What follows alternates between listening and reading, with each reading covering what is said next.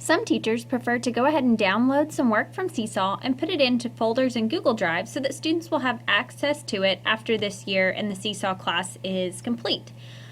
So the first thing that you're going to do is you can click on whichever student you want. So I'll click on Smart Sally here. I will see that she's got some work. I'll actually go to Brilliant Betty. So if I want to save this piece of work that she's done, I'm going to click on the three dots and I'm going to go to Download Item. So you can see it's downloading on my computer. The next step is when I'm in Google Drive, note that I've made a folder that says Miss Horn Classes 2016-2017, and then I'm actually going to make a folder for each student in my class.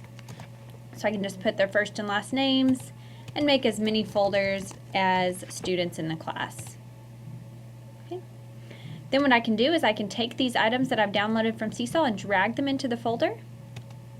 And now I can see that this student has the work saved. Note that the audio does not save with the SeeSaw file. However, if you've got images, this works perfectly. And you can download the audio separately if you want to. So then what I would do is I would then share this with the student. So you would go in and type in the student's email. That way when the student's in their Google Drive, they will be able to see their work as well.